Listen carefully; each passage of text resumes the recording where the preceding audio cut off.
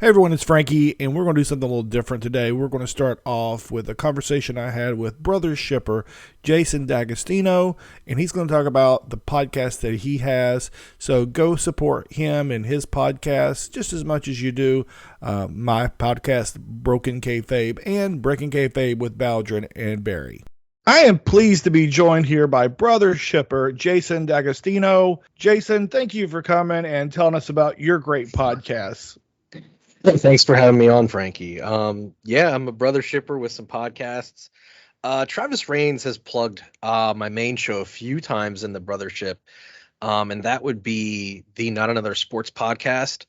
So that's a bi-weekly show I do with my best friend David. It's about an hour of us just doing the same thing we did in his parents' basement as teenagers, talking sports, and making each other laugh.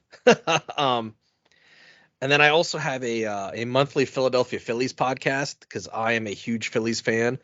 That is called the Philly Baseball Together podcast, and that is actually under the umbrella of a bigger podcast network.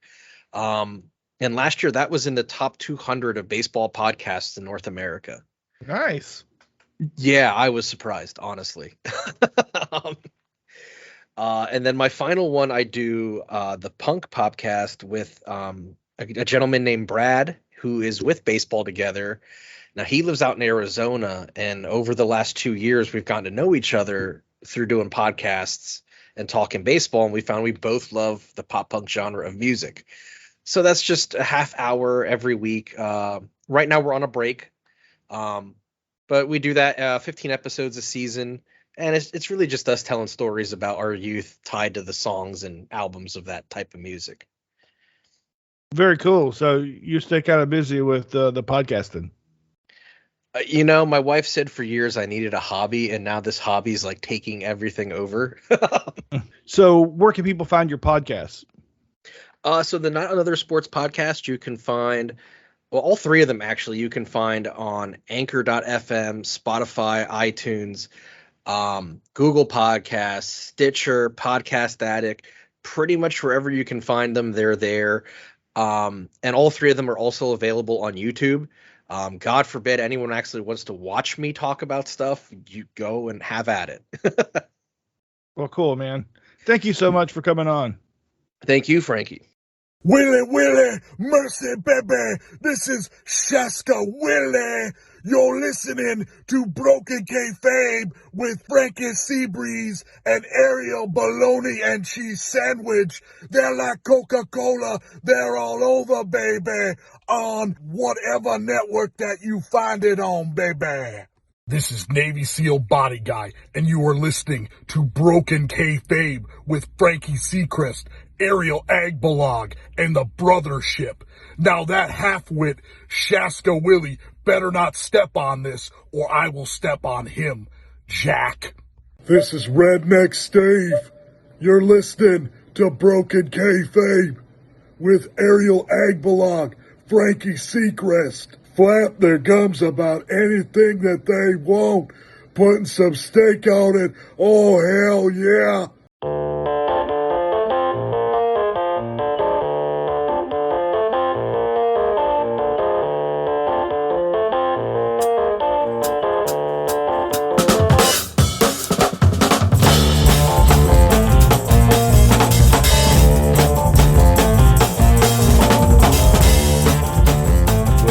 Go.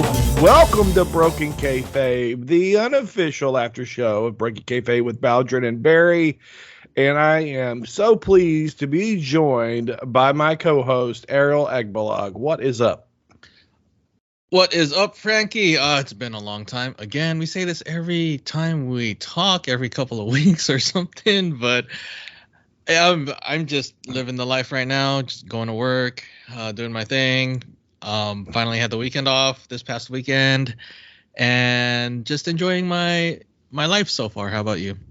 Oh, that is so great. I am glad to hear that your life is going good. You sound like you are full of vigor and energy. I'm happy for that. We do have an exciting episode today. We are going to play part one of a conversation I had with Dr. Phillip Khan and Mr. Dr. Spiker, Chris Spiker. Wow. Doctors, huh? It is a doctor episode. It was. We recorded last night, and just in time for this week's episode, I do want to apologize for skipping a week because a lot was going on, and I am going to talk about that today. Another thing that I'm going to talk about today is I am going to give you a quiz, Ariel. Me? Yep. I'm About giving what? you Dragonball Z, my friend. Oh my goodness. Okay. All right. Well, let's go ahead and start off with why we did not record last week. Yeah. Why? No. Well, Just kidding. So here's what happened. I posted right before we went on the cruise. I posted the William Merriweather, the last episode. Went on the cruise, and then on Friday was sitting next to this guy at dinner, and they had sat us like sort of in order, right? So like the first table was us, the second table was right next to us, the third party was next to them. So we sat right next to these people, and the tables were really close together. You know, they were not only just in a line, but they were close. Well, this guy who looked like Peter Griffin sat next to us. He's probably 6'5" to 6'10". He was probably 400 pounds. And he did indeed look like Peter Griffin. So did his wife. Wait, both of them look like Peter. Yeah, both of them did. They were both large, and I'm not fat shaming anybody. I'm saying they were very tall, as well as had some weight on them. I can say that. I have weight on me. They had weight on them, but they were huge. Both of them. They were tall and had weight or girth or however. And so me and Peter Griffin, our shoulders were almost touching. And you know, our elbows were almost touching. Well, about after the appetizers, this guy starts coughing like this. And he does that from appetizers through entrees. And we're waiting on the dessert. And I looked at Jana and I said, we have got to get out of here. So we got out of there and got away from the dude. That was Friday. And so we said, hey, from now on, when we eat in the dining area, if they set someone right next to us, we're going to ask them just to be moved, right? Or we would tell them, hey, don't set someone right next to us. And so that worked out the rest of the thing. Well, we come off of the ship on Monday, and I am exhausted. I just feel like I have been ran over by a truck, except no broken bones or anything. I'm just tired. And I think, well, maybe I just overdid it, you know, with the fun and the whatnot on the ship. And so later that night, I start to get a sore throat. And so we take a COVID test. It comes back negative. The following day, which was Tuesday, I wake up and I say, I've got a fever. Take another COVID test. Positive. Oof. Now, the way COVID tests work, most of them, they're antigen, right? So that means that what they are testing for is not the actual virus. They are testing for the antigen. So anyway, I test negative. Then I test positive on Tuesday, and I feel like I'm going to die on Tuesday night. I start having trouble breathing, and so Jen and I were sleeping in separate bedrooms, so that we protected her. And I'm telling this story because if you think you have COVID, then you should mask up, stay away from other people, because you don't want to spread it to someone who might die. And plus, you don't want other people to go through this, because it was pretty miserable. People who say it's no worse than a cold are full of shit. It was hell on earth for me, and I seriously, on Tuesday night I thought I was going to die. And I said, if I make it through Tuesday night and I still feel this bad on Wednesday, I'm going to go to the ER. I was that close. And the problem was I was having trouble breathing. Mm-hmm. So the following day, Wednesday, so really I've only been positive, a day. I called my doctor and I said, hey, I just tested positive for COVID. What do I need to do? And they said quarantine for 5 days. And once your fever breaks and you are symptom free for 24 hours, you can then go around people again. That's what I did. And I'm not going to get political, but I'm going to say this. In Florida, the governor stopped pushing masks. They fought mask mandates and, did not want businesses to have any kind of mask mandate. And he started talking about Regeneron. You get this Regeneron. You get COVID and you get the Regeneron. And I was very pissed off because where the hell was my Regeneron, right? We in Florida, I'm speaking of my state, they didn't want you to wear a mask. People were making fun of people that were wearing masks. They're not now because I guess probably enough people have known enough people who've died from it. So they stopped it. But there's still a ton of people that don't wear masks here. And I understand somebody has given some misinformation that masks don't work. Every doctor, every medical professional that I've ever talked to say masks work, and they wear them themselves. So my point in telling my story, and then I'm going to stop with this rant, is look, my symptoms started with a sore throat. And that's probably the point where if you have a sore throat, you should just assume that it is COVID, and you should start trying to protect yourself and protect other people. So mask up, don't go out and make unnecessary trips, don't go to the bar, don't go bar hopping, stay home. And all you have to quarantine now for is 5 days. And once you're fever-free and symptom-free, you can go be around other people, but they recommend that you wear a mask for another 5 days. So 10 days of wearing a mask ain't going to hurt anybody. 10 days of, trying to stay away from not infecting other people ain't going to hurt anybody. But hey, it's a free country. You do what you want. You want to be an asshole and keep spreading it, then you keep spreading it. So that's my soapbox, and that is why we haven't recorded. Well, that plus then I went on vacation. And then when we got back from vacation, Jana got the COVID. And, actually while we were on vacation, she got the COVID. So anyway, that is that. Have you had the COVID? No, luckily, knock on wood, I have not. I have a compromised immune system also. So I'm very scared that if I catch it, it might be really bad for me. So, so far, so good. I haven't gotten it so far. Hope I don't ever catch it. I've been going to work this whole past 2 years. Just doing my thing, wearing masks and all that stuff. So, yeah, wear a mask, everybody. Some of you need to wear masks anyway. You're fucking ugly. Yes, thank you. You're welcome. You. When I posted that in the group, mm-hmm.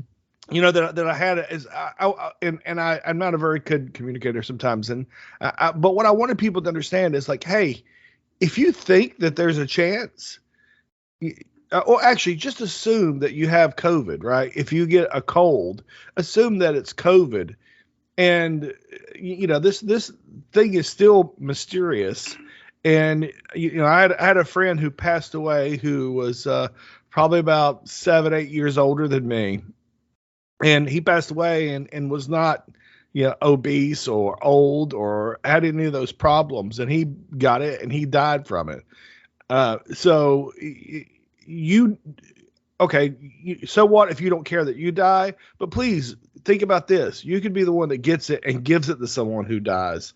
And then you have to live with yourself, knowing that because you were hard-headed and didn't want to take a little bit of precaution, that you caused the person to die. So if you think you have it, all you have to do is for 5 days, mask up, just try and stay away from people if you can. I understand you got to work and pay bills, blah, blah, blah, blah, but just mask up. No one's going to make fun of you or your manhood or womanhood. And then after your fever breaks or after 5 days, if you have those symptoms, then take it off or if you want or keep it on. That's it. So 5 days. And that's all that it would take to prevent a lot of the spread that we've got going on. So Peter Griffin and Jana and I and Peter Griffin's wife, Mrs. Peter, we all took the antigen test, and you could take it up to 3 days before you got on there. So at some point he was negative, but just like me, I felt like crap and I was negative. It was only, the day after that I tested positive. And the same with Jana. She first tested negative when she started having symptoms, and then we didn't test her again. We just treated it as if she had COVID. I said, there's no use in taking the test. Let's just assume she had a fever. And so we quarantined her up in Massachusetts, New Hampshire. And then after her fever broke, we traveled and got her back here, and she's been recovering ever since. And she's got brain fog, which is getting better. Her taste and her smell is off, yeah. So it's a very inconvenience, and I very well could have had serious complications from this stupid thing with I just had a heart catheterization before I went on the cruise on Tuesday. Tuesday I had a heart cath, and then Friday I got it, and Monday I had symptoms. So a week after having a heart catheterization and having these implants put in to keep me from bleeding to death and being on blood thinners and whatever, then I got the COVID. Jeez. So yeah, it was a rough couple of weeks, but we're on the upswing of it now. Okay, that's good. Yeah, that's oh my goodness, that's a lot to go through in the span of like a week and a half or 2 weeks. But I'm glad you're okay. I'm glad you and Jana are okay. I hope Peter and Mrs. Peter are okay also. Yep. I hope that they learned a lesson, and I'll never know, but I'm going to assume that they did. This week on Breaking Kayfabe with Bowdren and Barry, they talked about a couple of different things that I thought that since we are the unofficial after show, that we should bring up. But before we do, let me say congratulations to Michael Vulgari, who is the second ever recipient of the Joe Christie Memorial CWF Legends Fanfest sponsorship. Mm-hmm. Yay! Congratulations, Michael. We made the decision the other day. Let him know, and he could not be more appreciative. Very nice guy, and I look forward to meeting him. And I don't know if you saw the post of the group that I made last night, but we are taking donations. Absolutely, I saw it, and when I get paid, I will donate. Good, and to help entice folks, any donation greater than $10 will get you an item out of my personal wrestling collection. Ooh, I want some of your tights. No, I'm just kidding. Oh boy. You've got your own, buddy. I do, but I want yours. I don't know. I'm just kidding. I'm still waiting to buy some boots for myself. But how much wrestling memorabilia in your collection do you have? I mean, like, just random stuff, or like a lot of random stuff? Oh yeah. I got a ton. Okay. I mean, I've got boxes on boxes. And it's not a lot of stuff that I've had a long time. It's stuff that I bought, the last couple of years. But I Break Kayfabe, I bought it to give it away.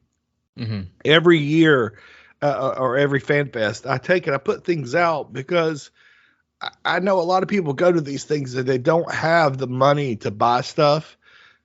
So I throw a couple things out, so they can take it home and have some souvenirs. because it's, it can be expensive, especially if you're flying from across the country. That's another reason that we want to help people out. So it's just things I've been buying, and maybe when I send some things out, I'll take some pictures. And I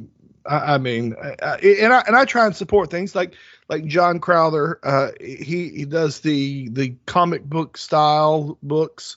I just bought the two Terry Funks. I was bought a bunch of stuff from High Spots because I'm friends with the owner, have been since 1996 or 7. And I want to, I like to support businesses that support me, and High Spots or that I think, hey, let me help these people out, let me support them, and just like if you have your favorite restaurant, same thing, right? But we don't go out a whole lot, so I just buy online. And that's why I used to post to the group and say, hey, does anybody got an online business I can support? Because I'm probably not going to go to their actual business, but I do want to support them. So I bought a bunch of stuff from High Spots, and I used to watch all their Facebook live shows and would buy things. Sometimes I'd go on the website and just buy a bunch of stuff just to support them. I'd buy a bunch of eBay stuff when I got the time to look through it. So it's a ton of stuff. $10 or more will get you a piece out of my personal collection. And so I hope that we get enough to bring a second person. That's the goal. Wow, that's cool. I mean, can you sign, personalize some of those collector's items that you're going to be sending out? No, they're already signed. Most of them. I mean, so most of them. Yeah. Oh yeah. It's not just like, I don't know.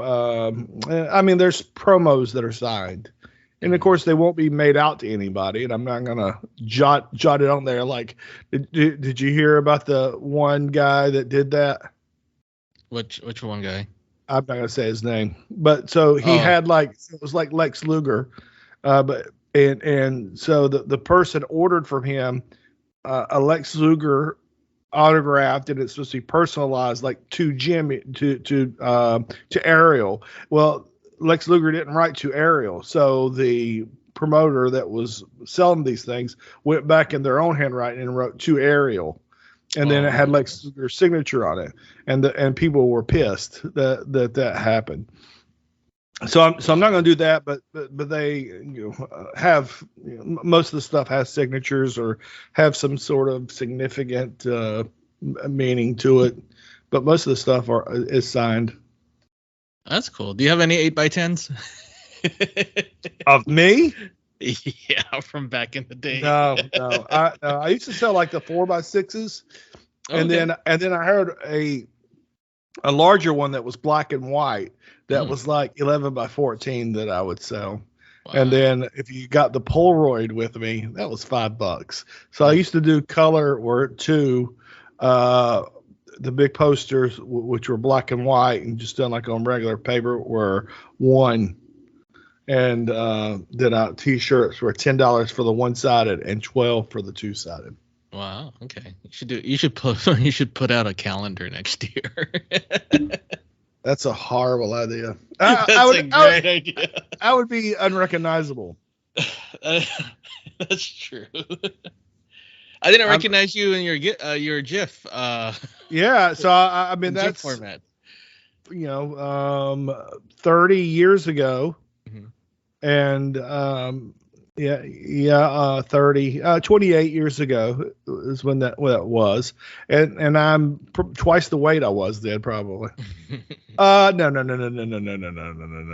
that's not right. Twice the weight. I'm 60 pounds more than the weight that I was.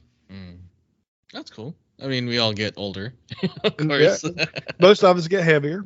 Yeah, and in my case, loss of hair follicles. So, yeah, it's sucks, but it's okay. Sometimes I get jealous of your hair, Frankie. Oh man, you don't have to be. No. You got hair club for men. They got wigs. And a lot of women they like the bald, sexy look. They do. It's just weird that after I take a shower and shave my head is so shiny. It's it's embarrassing sometimes, especially when I go out. It's like that's the focal point of my entire self at that moment is my shiny ass head. But all good. It's all right. Well, you could put some makeup on it. Yeah, it's a lot of makeup though. Yeah, that's true. That is true. Well, Ariel, let's go to part one of my conversation with two doctors. Did you know that Chris Spiker has an honorary doctorate degree from when his wife got her doctorate? Really? I did not know that. I didn't know you could do that. That's awesome. Yeah. So they gave all of the spouses honorary doctorate degrees. All right, so we're going to go to that right now, and then we're going to come back and talk a little Breaking Kayfabe with Bowdren and Barry. I am pleased to be joined by two of my favorite brother shippers, Chris Spiker, and making his first appearance on the Broken Kayfabe podcast, Phillip Khan. Holla, everybody. Phil, are you one of the guys that likes to be called doctor no matter what? Absolutely not. Okay. I actually pretty much hate it, but well, no. I had a pause there where I was going to say, wait a minute, am I supposed to say doctor? Not at all. And what about you, Chris? Am I supposed to say Mr. Doctor or Dr. Mister? Well, being is I don't think I put this up online, but the day before Christine graduated her residency, all the spouses got honorary doctorates. However, you don't have to call me doctor.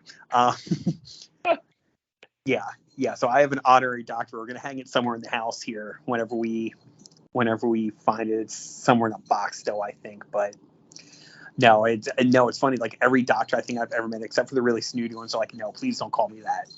Christine's like, no, you can call me Christine. It's okay. Well, one of my friends in Chapel Hill, his father was a professor at Duke, and I used to call, sort of in a joking manner, because that's who I am. I would call my friend's stepmom Mrs. Doctor, and no one ever corrected me or said, why do you call Sandra Mrs. Doctor? No one never ever questioned me at all. So I called my friend's dad Dr. Bob. And then I called his wife, Mrs. Doctor. Well, I know the Rains clan calls Christine Mrs. Dr. Spiker, so. Yeah. The who does? Travis and his family call Christine. Rains. Mm-hmm. Yeah. Mrs. Dr. Spiker, that's great. Yes, Mrs. Dr. Spiker. So Chris, how's it going up in New York?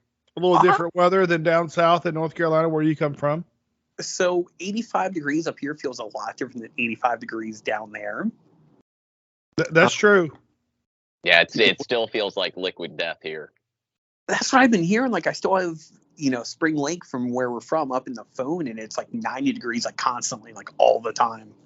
Hell, the one thing I saw was like 80. It was 82 degrees at 3:00 in the morning last week. I'm like, that's insane. Up here, I wake up and it's like 61. Oh, I'm like, man, I could go for a long sleeve shirt when I go out for, my morning walk. Whereas down there, it's like 81 at 6 a.m. It's like, oof. Absolutely. Well, we just came from New Hampshire a couple weeks ago, or a week or so ago, and it was the weather was nice. It was bearable, and it was in the low 80s. But I did find at night I was still, of course, I was still hot. But the reason is these places don't have AC. Aha. So I was on fire, and there was one fan in the Airbnb that we had, and so I hijacked it. No one asked, for it, but I got it, put it in our bedroom, and I had that thing focused on my face while I slept. Jana's a little more cold natured, so she was fine, but me, I was on fire, and it was, and it would drop down to like the low 70s, but I was still, a little hot. Absolutely. We just call him Wildfire Frankie Seacrest. Wildfire. There it is. Fired up. So I wanted to talk about a little bit of the Fanfest because we just announced that Michael Vagari is the winner of the Joe Christie Memorial sponsorship for the CWF Legends Fanfest in November the 5th of 2022. And I wanted to, sort of hype on that a little bit. Not that we're bringing him, but hype on the Fanfest a little bit, because it was it has become such a big part of my life. And Chris, you and I have spoken a little bit about Fanfests and conventions, but Phil, I don't know your experience with them. So let's start with you. What was the first CWF Legends Fanfest that you attended? That I attended was the one last year in November where we had the Rock and Roll Express. I had plans on trying to attend some of the other ones, and COVID happened, and I just never had time off from work. And so the first one was the one we had last year in November, where I met Chris and everybody at that time, and it was just such an amazing experience. I mean, it was. From my standpoint, it really was. And it was kind of a joke with Barry when I was talking to him that, it really was my first vacation that I had taken in 6 years. I got out of my training and had not taken any time off, because being the only plastic surgeon for quite a wide radius that does kind of full scope stuff, I never had time to take off. And it was literally the first time I had taken off in about 6 years. And it was the best decision I ever made. I mean, I can really say that wholeheartedly. Just the fellowship people had, and it was just, it's just beyond words how fun it was. It really was. I don't remember you being very active in the group prior to that Fanfest. Exactly, and I really wasn't. I listened from afar. I was on the Facebook page. I didn't really like to make comments or anything like that. And I was still a little timid when I went down there that night. Barry had talked about I looked like he thought I was hotel staff when I walked in that night, the night before the Fanfest itself, that Friday night. We got a big joke about that. And I was kind of like, oh, no, I'm one of you guys. I was actually standing there when he said it, too. Him and I were conversing about something, and he pointed it out while him and I were standing there.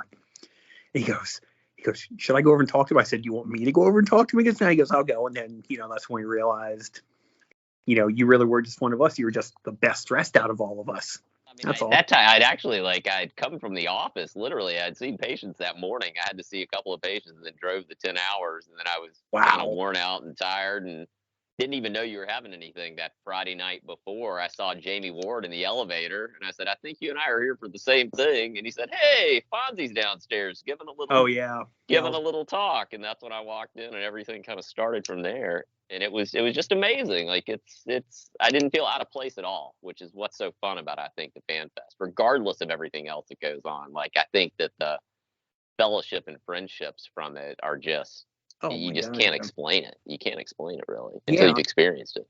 I mean, I remember Saturday night, me, you, and Mark Bowdren first getting, just shooting a shit at Glory Days, and we ended up in the hotel lobby till like 1-2 o'clock in the morning. Oh yeah, absolutely. Just us, the three of us just sitting around in a circle, just talking about anything. And I'm up late, knowing full well that 5 a.m. I had to be up to drive Ricky Morton to the airport, but I didn't care. That's the kind of weekend you don't care. So true. So Chris, how many Fanfests have you been to? Two, and my and November would have been 3, but as you both know, Baby Spiker is on his way in November, and that week will be week 36, which is around the time that anything could happen. And I love you guys, I love you all, but I don't want to be in Florida getting a call that my wife's going into labor. Yeah, of course. While meeting. Absolutely. I mean, I would love to be sitting there having a beer with you guys and know that everything's okay, but I couldn't do it in good conscience. So, yeah, November would have been 3, but I have confirmed, and she's sitting in the room right across from me. She's getting some work done. But we have confirmed that next June, Dr. Spiker will making her FanFest debut, finally. She's one of the most popular people to have never stepped foot in a CWF FanFest, and we should be bringing along Mac and Baby Spiker as well. Little JJ will be making his first FanFest appearance. Well, what's the JJ stand for? James Joseph. Oh, okay. James is both my grandfather's first names, my uncle's first name. He's a very big name on my side of the family. And Joseph was the first name of Christine's grandfather, who's no longer with us, but we both were very close with. So, wow, that's nice. Yeah. I mean, I can tell you the wrestling connection. I didn't realize it until after we agreed upon it. I said, wait, we just named him after the manager of the greatest stable in wrestling history. Absolutely. Jeff Jarrett. No, I'm just kidding. Double J. Double J. Well, cool. So, Phil, had you been to any other wrestling conventions or any kind of other conventions like Comic-Cons or whatever before? I had actually briefly, and what got me kind of into it when they did the original reboot of the Crockett Cup when it was in Concord, when Cornette and those guys were there. They had Nikita and Magnum and the Briscoes and everybody had wrestled, and I think Nick Aldis wrestled that night. Like, I went to the FanFest portion of that, which was a small thing. It wasn't quite as small as what we've got, but it was sort of a VIP meet and greet before it all started. And so that was sort of my soiree into it that got me kind of tickled the fancy of wanting to come to a smaller fan fest again. But I'd never really done all those big ones that were in Charlotte because they were just so big, you know. And now I feel like I'm kind of spoiled with what we have in Florida to be able to do that because it's such a personal. You get to talk to the guys, you know. You get to really have conversations with them, and it's, you know. So I haven't had a big one like that before. About what year would that have been? That was, I think it was either 2017 or 2018, maybe 2018. It was the one they did in Concord, and then they had one planned, and COVID came. So I guess it was. There was 19 with Marty Scurll, Nick Aldis. That's it. 19 was the one. That was it. Yeah, I'm sorry. Yeah, 19 was the one. Yeah. Marty Scurll was there. Yeah, absolutely. I'm curious. It was Ring of Honor put it on? Yeah, Ring of Honor put it on, and it was a pretty cool event. I got there extremely too early because I didn't know what the hell I was doing. They thought I was press. They let me sit there, and so I got to kind of meet everybody. I mean, like Billy Corgan, I got to meet beforehand. He was like, "You're a cool dude. Just you're not bothering anybody." And so it was kind of neat. And that was my first time of seeing any of these wrestlers since the last time I had seen a show was Starrcade 86 in Greensboro. Wow. So like my heroes were the Rock and Roll Express and like the Midnight Express. And I saw Bobby Eaton walk in and Dennis Condrey, and it felt like you had seen like a superhero to me. It was crazy. I was 42 and I still get excited about that. Like I still watch some of those Rock and Roll Express, Midnight Express matches now, and I still almost get nauseous if the Rock and Roll had the belts. I still get nauseous watching them. I know the outcome, just like I was a kid. It was kind of fun.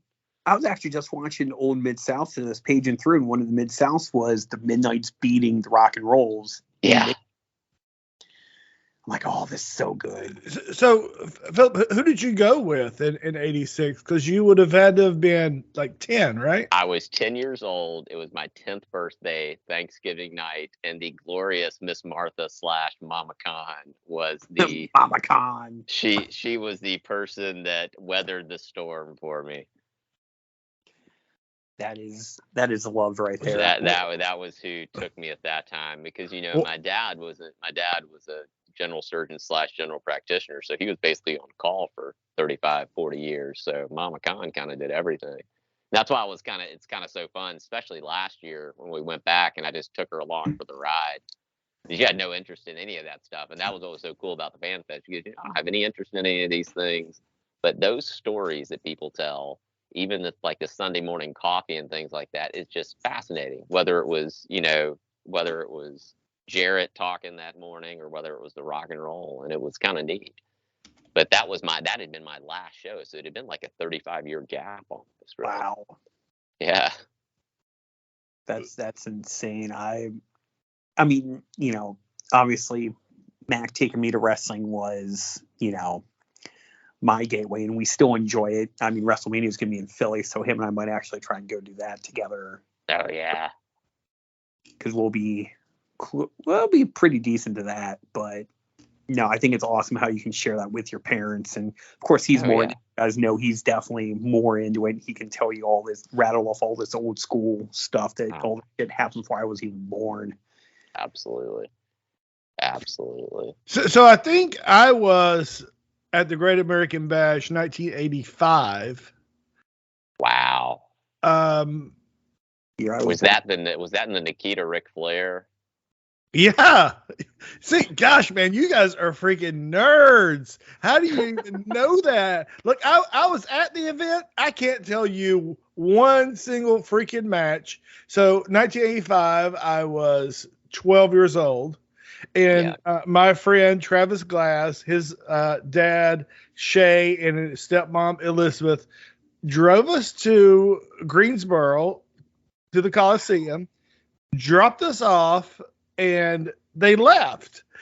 There is no way in hell I would drop off my 16-year-old kid now at a wrestling event or concert in the Greensboro Coliseum, especially being from a small town like I was, Mount Airy, right? So absolutely. Much less two 12-year-olds. Oh my God. Yeah. So, and the thing that I remember about it was that David Allen Coe sang, and Dusty came out on the stage. Maybe Ricky Morton came out too. Oh, good. Maybe not. I'm not seeing them on the card, but Dusty definitely came out. Jimmy Valiant came out. So here I'll read you off the card. Ron Bass fought Buddy Landell to a draw. Ole and Arn Anderson defeated Buzz Sawyer and Dick Slater. Manny Fernandez, Sam Houston, Buzz Tyler defeated Superstar Graham, the Barbarian, Abdul the Butcher. Jimmy Valiant defeated Paul Jones in a dog collar match. The Russians, Crusher Khrushchev and Ivan fought the Road Warriors to a double DQ. Magnum TA defeated Kamala. Gosh, man, I wish I had shit. Ric Flair defeated Nikita, and Dusty defeated Tully.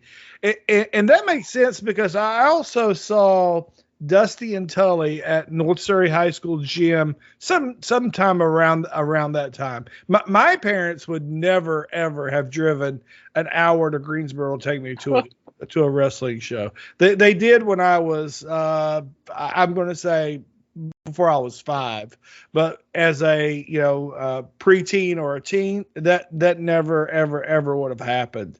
They were like no, but they did take me to the local high school gym. So there was one at North Surrey High School, which is about 8 miles from our house, and then East Surrey, which was probably another 8 or 10 miles from our house. They took me in and they just dropped me off at these places. I have pictures somewhere of the East Surrey one. I don't think I have any pictures that I have of the North Surrey, even though I remember taking pictures. And I remember sitting with Gene Ligon, and Gene Ligon had worked a match, and he was with a girl that looked too young to be his girlfriend, but was his girlfriend. Oh my goodness! And Gene Ligon had the look. He looked sort of like a busted Bob Armstrong, but he was in good shape. And I just was like, how does this guy get this good looking girl? But anyway, and then he was talking about how the guy beat him fair and square, and he sat and watched it. So I figure he must have been like ring crew or something. And then I met him much later when I was working, and he was always a super nice guy. That's awesome. Whenever I hear my parents talk about old wrestling, the show I wish and I was 2 years old at the time, so I would not have appreciated, but at least say I was there, was the 87 Crockett Cup in Baltimore. Oh, yeah. The night that Magnum came out and Dusty and Nikita were in the finals, and Magnum came out with them, and they won it for Magnum. And that was the night that the Midnights beat the Road Warriors by DQ, and everybody in the arena was shitting bullshit. Oh, yeah. Yep. So that's the one show that I, looking back on it, Mac remembers it, but my first show, I don't remember. First show I remember is like a WWF house show with like Warrior and Duggan against like Slaughter and Adnan on like the summer of '91. But apparently my first one was Hogan and Arndorf, and apparently I got so excited that Hulk Hogan came out that I spit my pacifier down, hit somebody in the head 3 rows down. See, I would agree with that. That's probably my favorite rivalry of all time. I mean, the Hogan Orndorff was just incredible, especially that time period. That I was so excited. Now I'm like, Hulk Hogan, fine, whatever. Absolutely. Unless Hollywood Hulk Hogan, but still.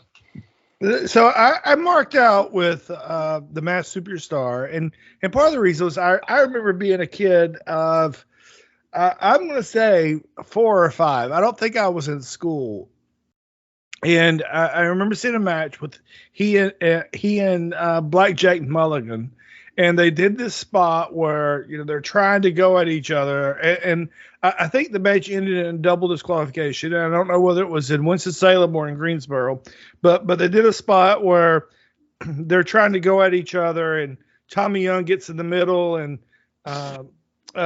Blackjack takes Tommy Young and picks him up like a kid and sets him on the top rope. And then he and Bill Eadie go back at the Superstar, go back at it, right? And then the next time that Tommy Young comes to kind of break it up, the Superstar picks him up and puts him on the top rope. And I always liked the look of the Masked Superstar. And so I didn't get heel and babyface then, and I liked both of them, right? So we went to the concession stand, the merch table, and they did not have any Masked Superstar merch, which late 70s, early 80s, you wouldn't expect the heel to have it, right? Yeah. But my dad bought me a poster of Blackjack Mulligan that I remember having on my wall forever. Forever. And I still have a magazine that was printed by Crockett that I bought at that event, or my parents bought for me. And I also remember that there was somewhere where we were seated at first, there was this guy that was sitting in front of me that was a big guy with a cowboy hat. And my dad went and asked the ushers, hey, look, my kid can't see. Can you get us another seat? And so they gave us some better seats. That's incredible. So, Frankie, how often did they, like in North Carolina with the Crockett stuff, did they come through like East Surrey and things like that? Oh, within like say an hour where you were. Oh, the only time I remember, I remember 2 times. I remember when I was 12 or 13 once, and they came to East Surrey, and then another time they came to North Surrey. But I remember as a kid, it was it had to be Crockett and Johnny Weaver and Jay Youngblood teamed up, and I was little, and Bulldog Brower was on the card. Wow. And it was at Reeves Community Center, which used to be back then a YMCA. And I remember the finish of the match, and I think they were against the Russians, but it wasn't the Russians, Ivan and Nikita. These were masked guys. And I mean, I was tiny. My dad was holding me. So the fact that I can remember this is kind of amazing. How do I remember this a spot in the match from, when I was 4, maybe, and not remember anything about being at the Great American Bash 1985. I don't know. But so Johnny Weaver had the guy in like a front face lock. Jay Youngblood had been tagged in. The heel didn't see it. And Jay Youngblood did a sunset flip over both Johnny Weaver and the heel, and he rolled up the Russian and pinned the guy. And I just remember that finish. And the other thing I remember is that we were kind of standing now, I guess, near the concession stand, and Bulldog Brower came by, and my dad pointed him out. And I knew that Bulldog Brower was a bad guy, and I saw him, and he looked at me, and I started crying. And, and Bulldog Brower was like, "Oh, I'm sorry, kid." And he was like very, very apologetic. Well, and when I told that story before on this podcast, I said, "Oh, yeah," and it was embarrassing because I was 16 years old. But I've already said I've already said I was like 4. I was freaking tiny, and my mother was a big Ric Flair mark, and she would tell a story that she drove by there one time and saw him standing out. So this had to be like probably pre-plane crash that she saw him, and she said he was teaming with Rip Hawk, and he was standing out in his wrestling tights out by the pool there at Reeves Community Center. Wow. All I can imagine is Frankie looking as Frankie does now, short-cut hair, Hawaiian shirt, dad shorts, sitting there, except a much shorter version of him crying, and Bulldog Bob Brower looks at him, scowls at him. You know what, man? You're really close, except I had a bowl cut. Oh, God. This was the 70s, man. I had the bowl cut all those weird-looking kids had. Oh, God, yeah. Absolutely.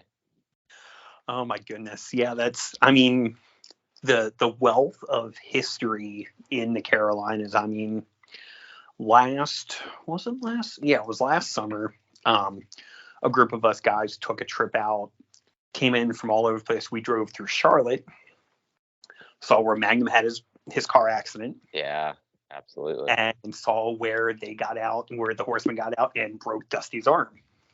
Oh, that's really cool. Yeah. How did you find the street and stuff that the accident happened? Well, Travis Raines has lived in that area for like forever. So a bunch of us got together, and he knows exactly where all the hot spots are to go for these type of places. Yeah. So, a place where Magnum wrapped his car around the pole and changed wrestling history forever. Absolutely. Then, spot where the Horseman broke Dusty's arm. We were trying to get somebody to just lay there on the ground and take a picture of him holding his arm while make it good, baby. Make it good. Make it good. That's one of the most badass lines ever. Say what you will about Dusty. He had some great promo lines, though. Well, apparently he had gotten that from a John Wayne movie. Yeah, that's what I had heard. That's what I heard too. Yeah. I did not know. Yeah, but you talk about Magnum, and Magnum is going to be at the CWF Legends FanFest November 5th, and I want to plug it, and here's a good spot as any, because I've been to 3, and the first one, and I've talked about it. I'll just briefly say my experience with it.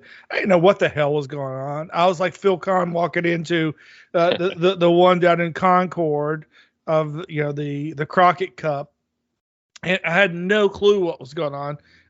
We just bought the minimum ticket and walked around. I didn't know that you could get autographs. I didn't know you could talk to people. I didn't know you could get pictures. I knew none of that. And then the second one was the Rock and Roll Express, and then with that one I got my feet wet, and now I freaking get it, right? That was such a great. That was one of the most fun weekends I've ever had. Well, so this week I did some math, and I had seen a couple of different FanFests advertised on Facebook, and so if Barry at the CWF Legends FanFest charged what other folks charged, we would be paying $150 just for the basic, for without the cup of coffee, without the dinner that's catered, and also without the after party. Yeah. Just for the actual time to go, it would be $150, and then plus the lines aren't as long as. Oh God, yeah. all the other ones. So I hear. I've never been to another fan fest. And the thing about Barry is Barry goes out of his way, because we've had many conversations about, who would work at a fan fest and who would not work for these reasons. He goes out of his way to find out who are going to be people friendly. Like Steamboat having everybody take the picture with his Intercontinental title, the Rock and Rolls, there's so much, that he puts a lot of work, him and Dave Penzer put a lot of work into booking guys that they know are going to be awesome. Like, I've heard nothing but good things about people interacting with Magnum TA, so I'm a little jealous. Yeah. So the first one was the one that Steamboat was at, and Yes. and I didn't know how it worked, so I just basically walked in and looked at everybody, and I didn't want to have gimmicks pushed on me, but that is not the case at the CWF Legends Fan Fest, right? Not at all. And I just did not want that experience. I hate people trying to sell me stuff. And that's why, like, in real estate, I've taken a completely different approach. And people would say, "Oh, well, you're not very successful." I met someone up at the CWF Legends Fan Fest who's in real estate, and I told them what I do, and they're like, "Well, how many sales?" And I'm like, "Well, I moved from here, so it's a little different than where I don't know as many people here." But I do have a different approach of where I am not like a high pressure. If I think someone show them a house, I'm not trying to sell them the house. You know what I mean? I'm not coming in and telling them, "Hey, this is the house for you," because that's not for me to say that it's the house for those people. That's a decision that it's for the people to make. I tell them the features of the house, how it might help their family, but I'm not pushing them to buy that house. Frankie for the people. Right, I legitimately am. And here's something that I haven't talked about much, but I will on a podcast. It changed my life of being able to say, I'm not going to be like every other realtor in the area and just go in and try and sell houses. I'm going to actually care about what the people want and let them make their choice. I'll tell them the features. And if I see something that's screwed up, I'm going to say, "Hey, look, this is screwed up. You're going to have this floor fixed. You can't live with it all wonky like this or whatever." Right. Yeah. And so this person kind of, after I told them what I do, and I'm not real busy down here. I'm not busy at all. Actually, I haven't had any clients. I've had zero. I've showed Barry a couple of houses, but the difference is, man, I don't give a shit whether I sell the house or I don't. I'm not counting on that money. I've got a wife that is successful, and I don't have to go out and knock on doors and bullshit people for whatever. So I'm very thankful for that. Up in North Carolina, I had a low listing fee, which was 1% is what I used to do back then. And back then it made sense because the market was completely different. Yeah. I don't know how I got off on this tangent, so let me just shut up. But let me go back. Let me go back to Steamboat. So Steamboat, I saw him in there, and I didn't approach him, but just probably. So I think this was like June of 2019 is probably when this happened. Yeah. I had seen him in the Seminole, not Seminole, like body fluid, Seminole, Florida Home Depot. And he was in there shopping, and I saw him talking to another guy, and I said, this guy was covered in like dust and dirt, like he was working on his house. Turns out he was probably working on his house to sell it so he could move up to Chattanooga, wherever he lives now. And I just stood by and I said, "Hey, Mr. Steamboat, just want to tell you, I've been a big fan my whole life, and I just want to shake your hand." And so we shook hands, and he was sort of dusting himself off like this guy's going to take a picture, right? Yeah. And so I posted in the group. I said, "Hey, I just met Ricky Steamboat at the Home Depot," and some asshole said, "Pick or it didn't happen," and I was just like, Ah, I was like, bro, I'm really not the hey, let's take a selfie. I mean, Ricky Steamboat's probably 65, yeah. and I'm pushing 50. You know, we're not really selfie type, materials, but I Absolutely. assure you that I met him, and so I go up to this fan fest having no idea how anything works. I didn't know if I walked over to the person that they would put me on the spot and say, hey, yeah, you want a picture with me? $25. I didn't know that it was free. Oh, I wow. didn't know. Yeah. I didn't know. I didn't know. I didn't know that like the autograph was free. And so let me just say, as I wrap up this rant that I've been on that covered many things, many states, many people, that if you go to the CWF Legends Fan Fest and you buy the minimum ticket, which is $70, you get a photo opportunity with the legend. You get an autograph with the legend, and you get to stand there and talk. And if there's not like a line of people, they'll sit and talk to you about whoever or whatever that you want. There's not like this pressure of, hey, I got to churn them through the line, right? Yeah. And how great is that? Like, how great is that? Right? Like, that's what's so special about what Barry and those guys really do. And Dave. Yeah. Like, it's incredible, regardless of really who it is. Like, it's really, really fun. I would just like to say that even though I was not present at the last Fan Fest, everybody made it feel like I was. Like I was getting texts from you guys throughout the day, from Travis, yeah. from Michael, and I'm like, everybody's like, man, wish you were here. We're having a great time. You know, this is happening. I have to tell you this, though. So you guys saw Flat Spiker. Flat Spiker was hatched because Mac knew I was very upset about not being able to go, but family commitments came first.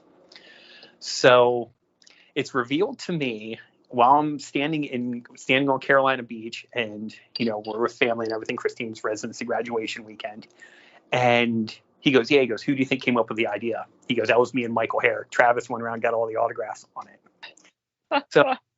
So it's like I was there, him and Michael put the idea together, and Travis went around and got all the legwork. Flat Spiker got his picture with Glacier because I said, dude, I'm pissed I'm not going to get to meet Glacier. Flat Spiker met Glacier.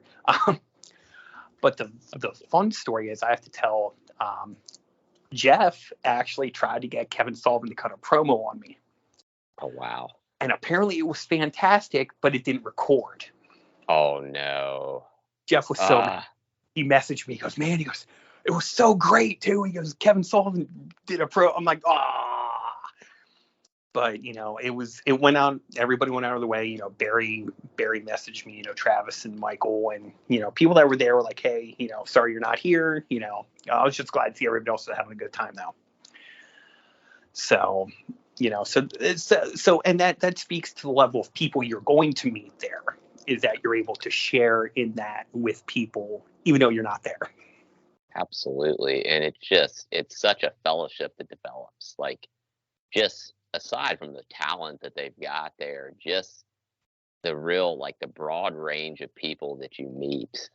It's, it really is like a big smorgasbord. You're sitting there, you've got Chris, you've got Frankie, you've got everybody, everybody that's on this podcast, but people that you wouldn't expect being able to hang out. And, and it's kind of cool. You break up into your little 4 or 5 guy group, and then you kind of reshuffle the deck and you meet your other couple of guys that you saw at the last Fan Fest, and you talk a little bit more.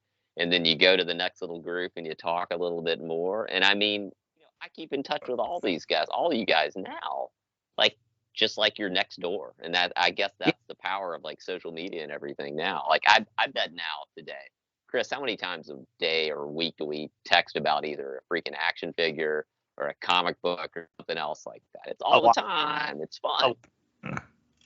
A lot. I'm pretty sure you and I text about something nerdy at least once a day now, at least.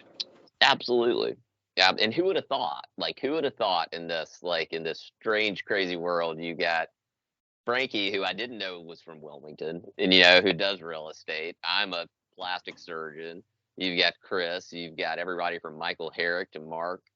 Everybody just across the board, and we all just find common things, whether it's talking about early 80s stuff, whether you go into your small group and Frankie and I can talk about Chapel Hill versus Wilmington. We could do a whole podcast on Wilmington, for God's sake. Oh, Wilmington. You know, I mean, just North Carolina in and of itself. And it's just, it's an amazing experience. For me, it really is. It's just unbelievable how, and it really, more so than anything, for me, I'll tell you, just opening up to everybody, it's been therapeutic, you know? Yeah. You get yourselves in these holes with your career where you just work. And like, you guys have been a part of it, every one of you. And it's just been a part of like, wow, this stuff's kind of fun. I look forward to every 6 months, my schedule, the hospital, everybody knows Dr. Khan's going to be gone, or Phillip, I should say, is going to be gone this weekend. He's not doing cases before he leaves. He's not doing cases right when he gets back, because this is the time he has set to take time off. Yeah. And it really just speaks volumes of the people there, let alone just the talent that they have and how approachable they are. But you guys are the real kind of core of the whole thing. I mean, sorry to cut you off, Frankie. Go ahead. No. Age before beauty. Go ahead. Oof. Well, should it be beauty for age? No, never mind. But no, and that's why I tell people, it's like, get there like Thursday, because Thursday you can begin catching up with everybody. Friday, you know, everybody does their thing. Like when I was there in November, you know, I got there, I picked Mac up. I should say Dad, but everybody knows him as Mac. So heard him as that. So I picked him up Thursday. Travis and I got a hotel room Wednesday night in, I think it was Ocala. And yes, I did make this, as referenced in this week's Breaking Kayfabe, I did make a detour to Whataburger in Jacksonville, and it was fantastic. How did you do that? By the way, when I heard Barry say it, I was like, what the hell was he doing in Jacksonville? Well, I drove down 95 and I saw signs for Whataburger. There were signs coming down 95 for Whataburger. Right as soon as you cross into Florida, you start seeing signs for Whataburger. Wait a minute. So you drove from North Carolina to Florida? Yes. The Wednesday before Fanfest, Christine got home. I tucked her in the bed, kissed her goodnight because she was on night shift at that point. Started at like 11 o'clock in the morning. And I got to Ocala like 7 o'clock at night. Drove from right outside Fayetteville to there, got a room for the night, because I knew Mac was coming in he flew into Tampa first thing Thursday morning. I talked him into coming in Thursday. I said, no, you're going to be in the overload with all this. So literally we're in the hotel, and, you know, and then Travis comes down, we share, you know, we split the hotel room that night, and he goes to get people. And I said, okay, cool. I'll see you later on today. I go get Mac. I think we're in the door of the Grand Tour in about 2 minutes, and we run into Bruce Cohen and Randy Rusk in the hotel. And it's like old times again. You know, it's like crap. It's like no time has flown, you know, by. And Dad's like, oh my God. He goes, it's starting already. So then the magical part about this is I think, who went out? It was a couple of us went out. A bunch of us went out to, now Mac met Travis before. Mac came down to visit, and Travis came over, and they hit it off really well. Pittsburgh sports fans, you know, both good guys. So a bunch of us went to Portillo's for lunch. That's where Dad met Neely and everybody else. So, you know, the day goes on. He goes, okay, I'm going to go take a rest. Well, I went out Thursday night to the Hard Rock in Tampa to go see a band play. I come back and I go, okay. So last thing I think I said to Barry, Barry, I said, just, you know, I said to Barry and Michael, I said, make sure Mac has a good time, you know, while I'm out. I come back and it's like 11:30 at night. Everybody's sitting there in the hotel lobby, drinking, having a good time. So I go over to sit down with them, and 3 different people came up and said, dude, your dad's fucking great. I'm like, wow. It's like, I left him and it worked. So then Friday, you know, Mac got up and he's all ready to go, you know, do the thing and everything like that. And he's having a great time. And that was the important thing. And now he's become ingrained with everybody as well.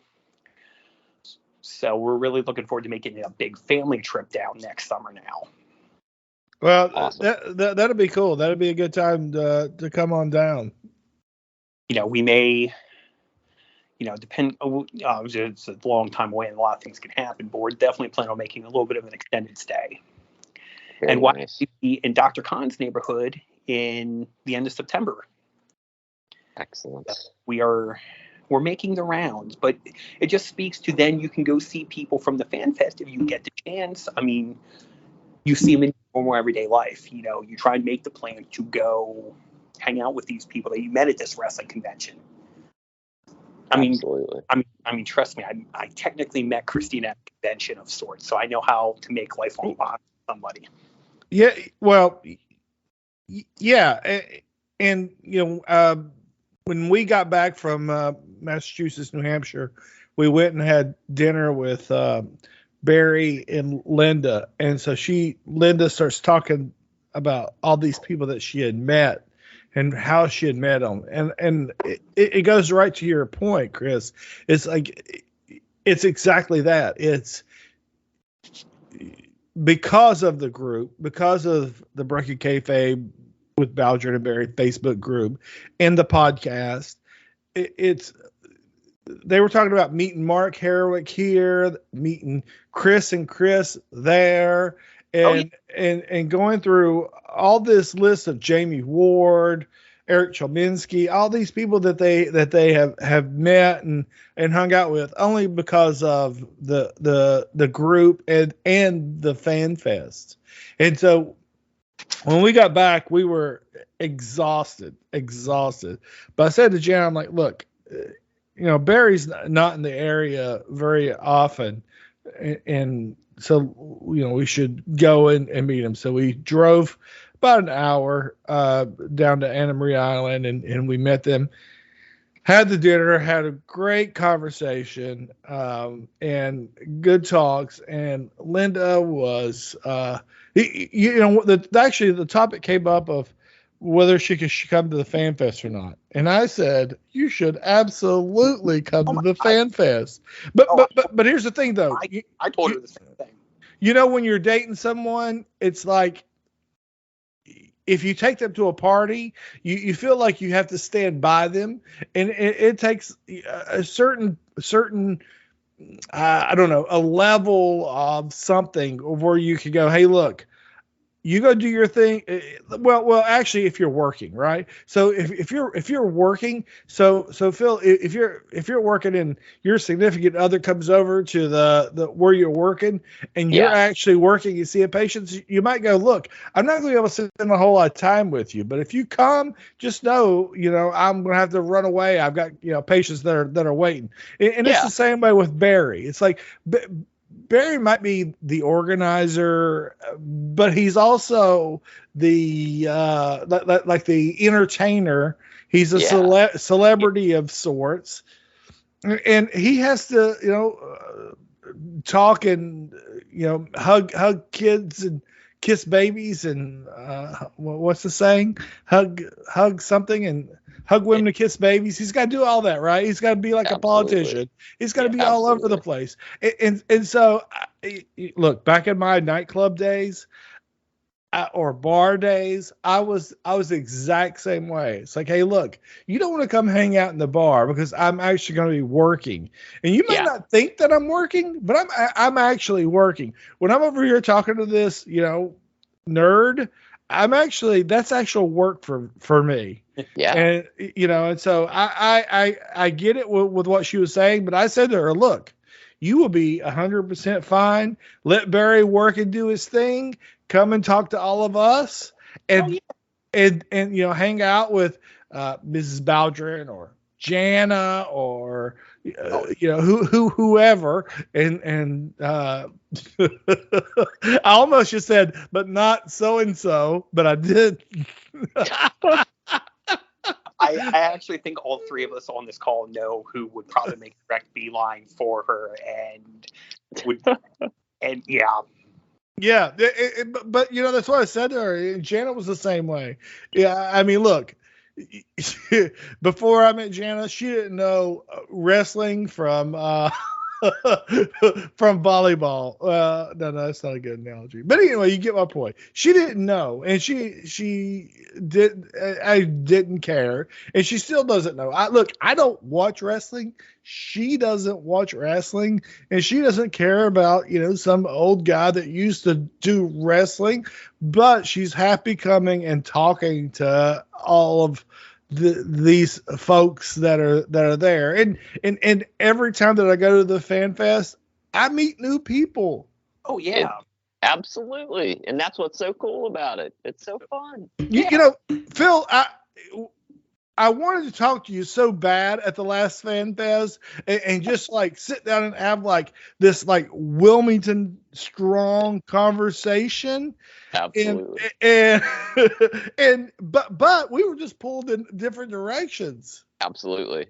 And I was like, and I was a little frustrated. I was like, damn it, I want to talk to him. Because Chris, so Phil went to Cape Fear Academy, which is where like my one best friend in this whole true world went to school.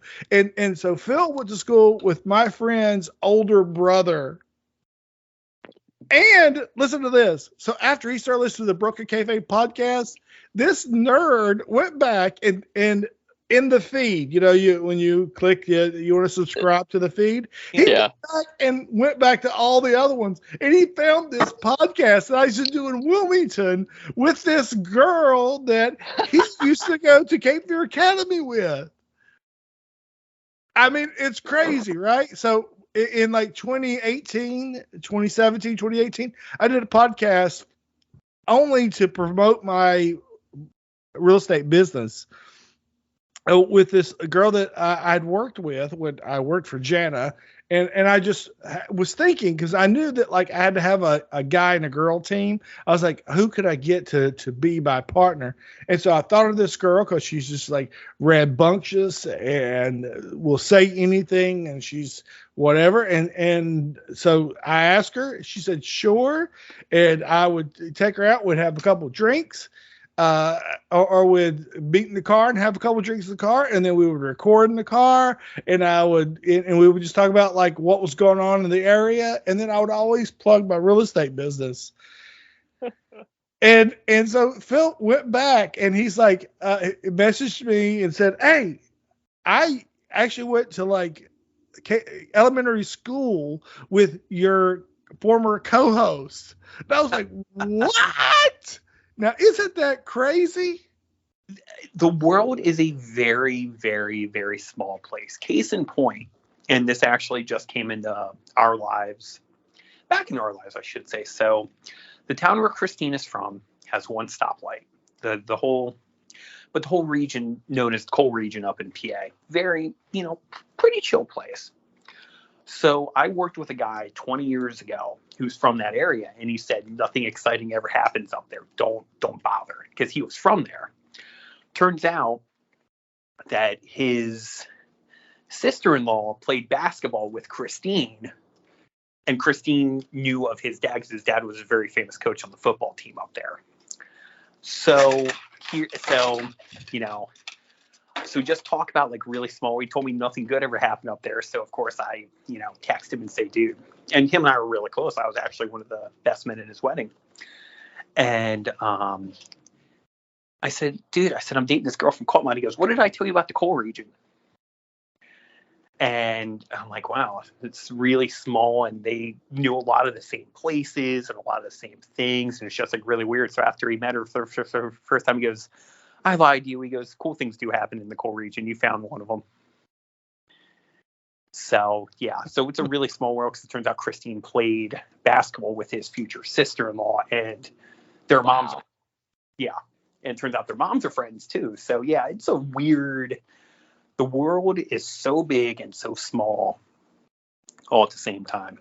But I mean, then, if you're within distance of these people and you get a chance to, Phil, how many times do we try and get together before we actually able to get together and have a few drinks before Christine and I left North Carolina? We were trying pretty actively for a while to just try and get a long time. Absolutely. And then we finally made it happen. Yeah. It was and it was awesome. We had a great time. We're still talking about it. about how much fun we had. Which, by the way, I'm bringing you a bottle of this. We found this distillery up here, out about a half hour north of us. I'm bringing you a bottle of whiskey. Oh, thank you, sir. Oh, dude, it's great. It's great. You'll enjoy it. If I could smuggle some to Florida, I would for the Fanfest.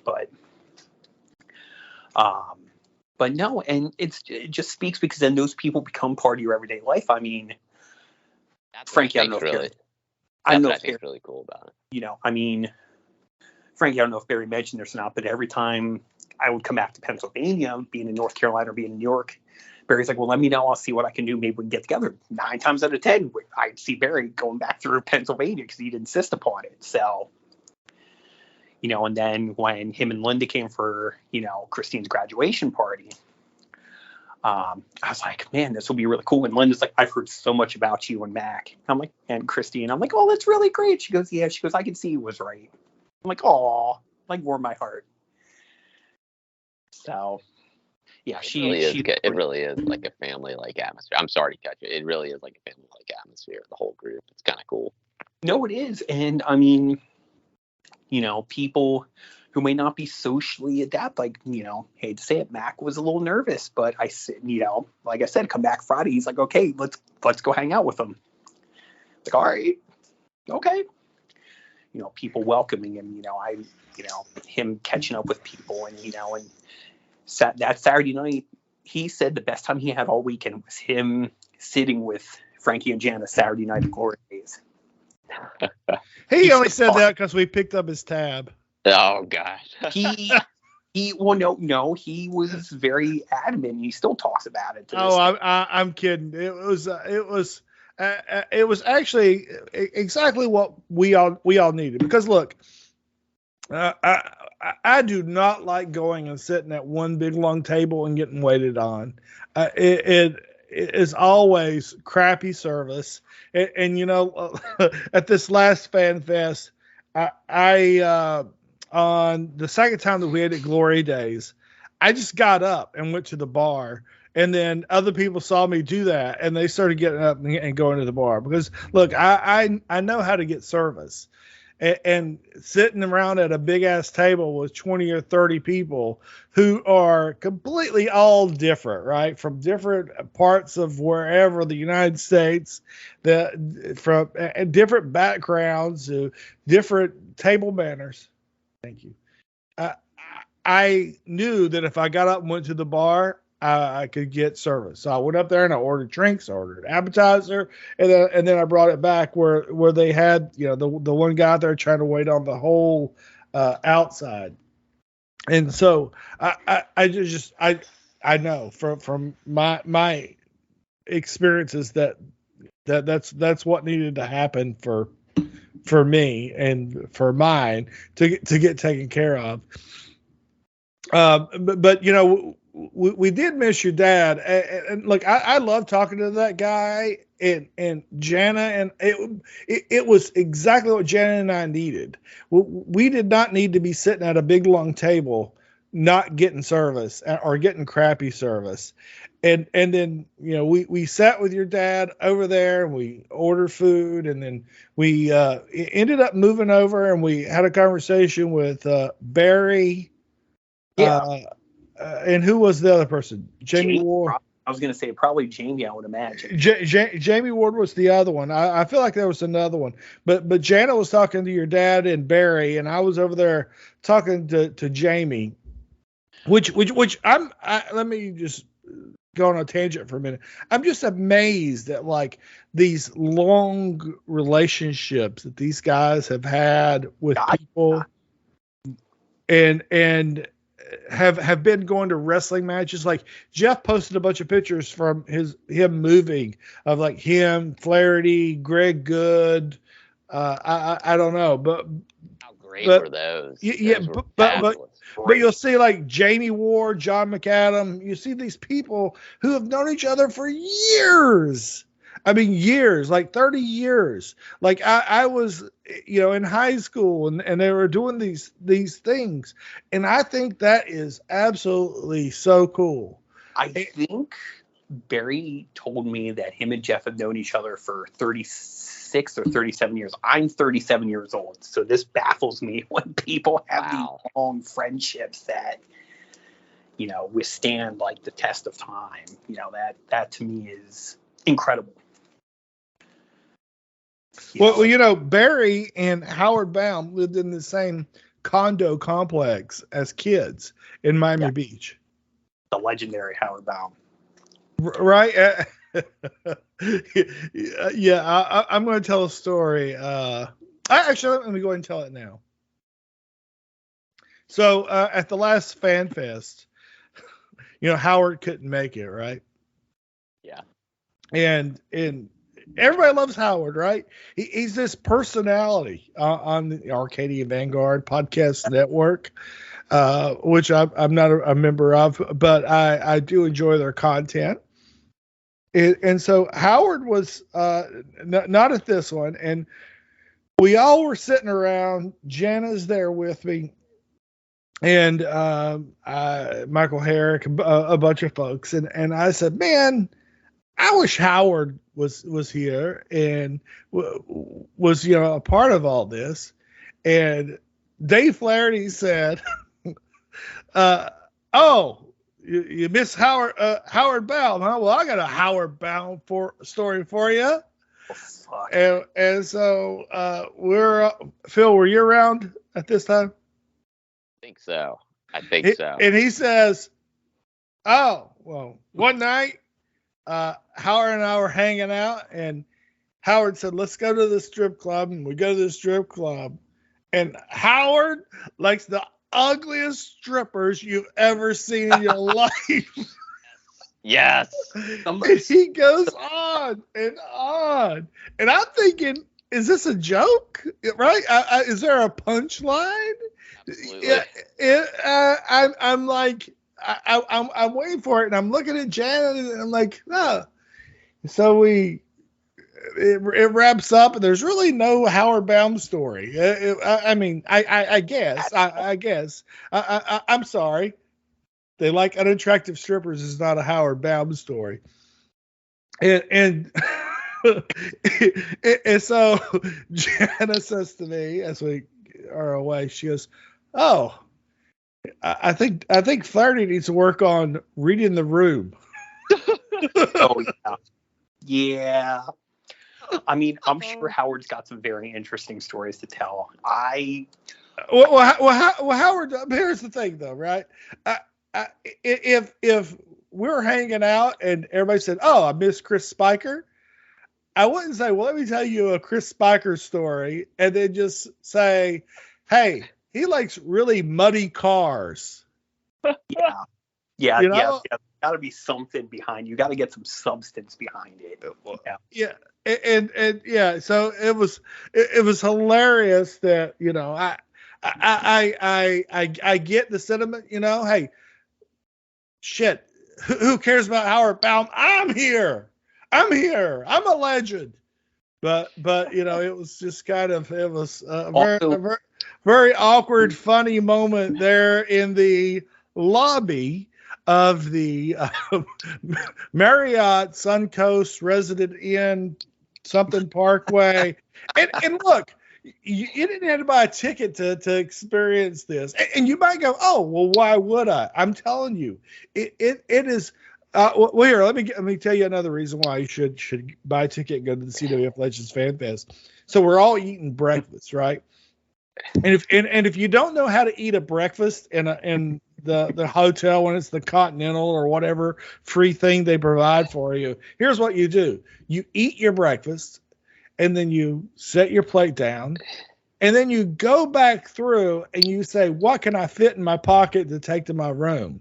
And so you get another muffin, you get another drink, you get all this other stuff, and then you take it back up to your room. You cram your pockets full, and then you go to your room. But while we're sitting there, and Jason Ward, Shar Johnson, Michael Herrick, Chris Aha, we're all there hanging out, and then here comes Barry Darso and sits right down at the table with us. Oh, wow. And then everybody starts talking, you know, just trying to make normal human conversation, which, hey, at a wrestling convention, is it not likely to happen? Yeah. And he still sits there and listens, and no one is saying anything that, is, I don't know, ear catching or entertaining. But Barry Darsow sits there and eats his breakfast and is such a nice guy and tells some stories and is really nice. And guess what? I'm going to bang on the table like Jeff does. That was free. It was free. We didn't even have to pay to do that, right? I mean, Absolutely. That's not included in the price of the ticket. That's kind of funny you say that. That's kind of like when they had the Rock and Roll Express behind the curtain. The reason those guys were 20 minutes late when we started that, or a few minutes late for the dinner that night, was because I was walking in. I'd gone out and gotten beers, and it was, I think Ricky and Robert and Denny Brown were just sitting there before they walked in, and I said, "Hey, you guys want some beers?" They said, "Come on over here, young man." And for me, as a kid, here are my heroes. And then Ricky Morton goes, "Wait a minute, you're not BSing me. You really are a plastic surgeon." And so they go on this tangent talking about plastic surgery for like 20 minutes. And I mean, that was free. And these guys were like my heroes. It was unbelievable. That's so my kind of an addendum to the breakfast thing was first year I went. Bob Roop came down. Bob Roop said, "We're eating breakfast," and I just happened to walk by Saturday morning. Said, "Hey Jeff, how you doing?" He goes, "Hey," he goes, "Spiker." He goes, "Come here." He goes, "Bob." He goes, "I'll introduce you to my friend Chris Spiker." So Bob Roop shakes my hand. First off, he's for an older man. He's got a very firm handshake, but he just starts talking. He goes, "Tell me about yourself." I said, "Sir, it's an honor." He goes, "Tell me about yourself." So I say, "Hey, my wife's an Army doctor," and he starts talking about Army life, and he goes on and on. And it was just like, wow, okay, so, we're just having a one-on-one conversation about stuff. And, just at the breakfast table, and I felt bad taking time away from Jeff. But Jeff's like, "No, it's totally cool, He goes, "This is really cool, He goes, "This is what this is all about." So later on, Bob's probably talked to a million people that day.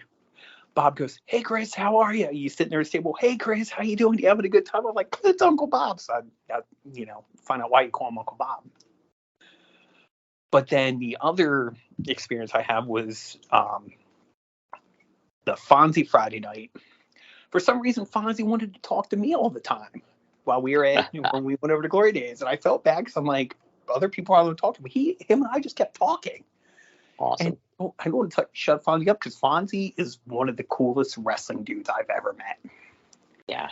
Just legit, he said something I just listened to a podcast with. He said the same thing. He goes, "Assholes do not last in the wrestling business." He goes, "Maybe that's why I've been doing it 42 years. Oh, wait, I'm sorry. Hold on here. It's assholes don't last in the wrestling business, Daddy. But I've been doing it 42 years, Daddy. Incredible. Incredible. And he did a nice promo for Christine because Christine couldn't be there. And he, and he just he was just cool. And that's, you don't get those, going back, you don't get those experiences everywhere else. Yeah. And that's what I will forever say. And that's why I insist everybody goes. And Frankie, if Janet gets bored next June, we'll be toting along a 9-month-old baby if she wants to hang out with JJ. Oh, man, let me tell you. So we have a new puppy. It's new since January end of January. And I mean, she loves this puppy like it's a kid. I mean, she is always, and that's one of the things I love about my wife is that she is very affectionate with everybody. And she is. Yeah, Absolutely. she wants to makes everybody feel good and loves it. So yeah, trust me, she will be right there wanting to hold it. And I told her recently, I was like, because I missed out on having kids. So I got my kids, they were 10 and 12, and I didn't get the chance to have a baby, but I had nieces and nephews that were babies that I got to hold and be like, okay, you gotta have that moment where you hold the baby and you're like, damn, these things are helpless and stink, and you know they're influential. That you can teach it. You know, you can teach them to do things like I do my kids. But yeah, she would absolutely love it. I mean, and actually, you sent me the picture the other day of Chris, and I was like, man, I love that. I hate that I missed out on that part of having kids with Jana, of seeing the growth of this human inside this other human. But man, I'm very excited and stoked for you that you have that, and that you have this partner in life that you know is going to still support your love of wrestling, and you come into the Fanfest, and that you know you're going to bring your kid to that thing, and I think that's awesome. We're kind of hoping we'll dress him up like a little luchador, or we can hopefully get him a little lucha mask and everything like that, and you can wear around the convention. Fabulous. That's Yes. awesome. Yes. I get excited even thinking about it. I'm excited now for even next year. So we got one in between, and I'm excited for a year away, you know? Yeah. Christine did mention that. She goes, maybe we can get him a little like lucha mask or something lucha where he can be a little El Hijo de Spiker. God, That's good. That's good. El Spiker. That's a hell of a wrestling name.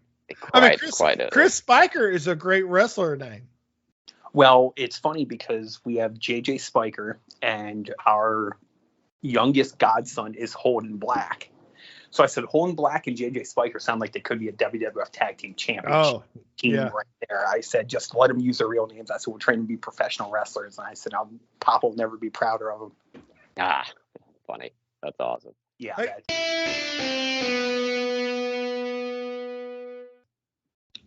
And we are back. Ariel, this past week on Breaking Kayfabe with Bowdren and Barry, they talked about whitewater rafting. Have you ever been on the whitewater rapids? No, because I can't swim. That's good. That's good. How about you?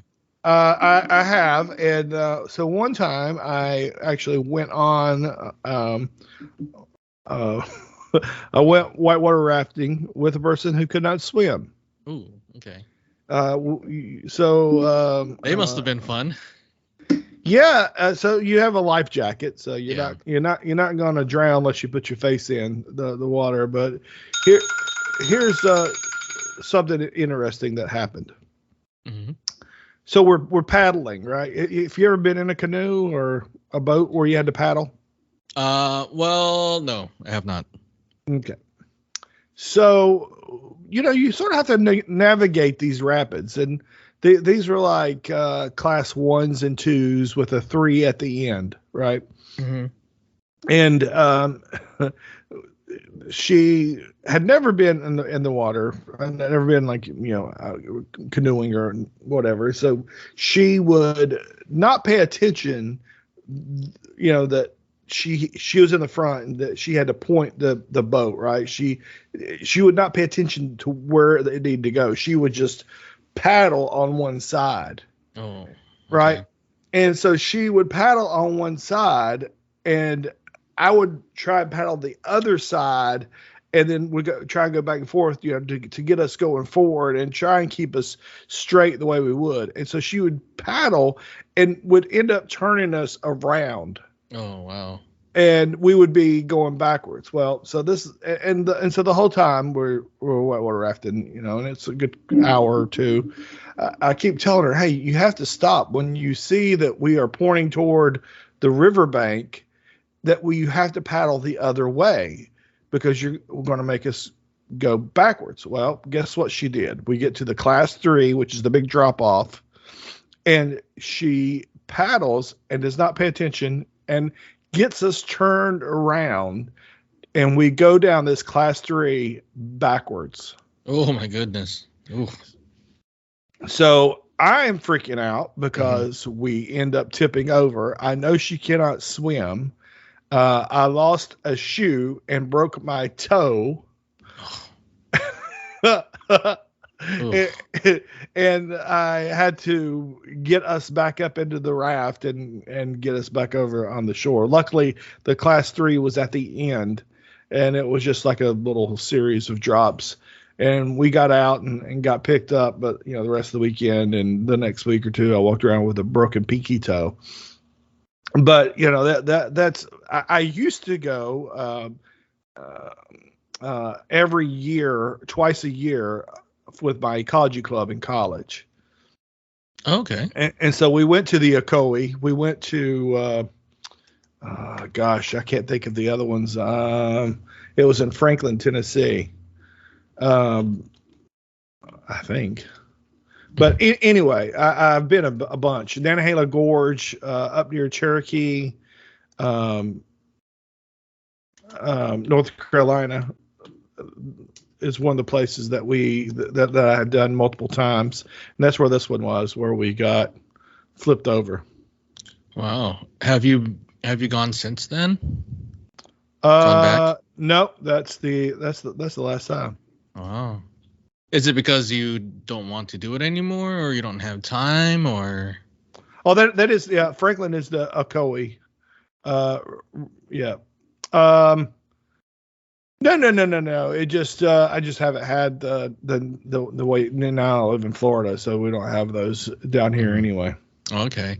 Yeah, I didn't know that paddling is such a precise technique in itself, where you actually control the boat that way or something like that. Because I've never done that kind of thing, so when I see it on TV, it just looks like regular paddling, and the boat would go straight. But no, it's a lot more than that. Yeah. And I find that very fascinating.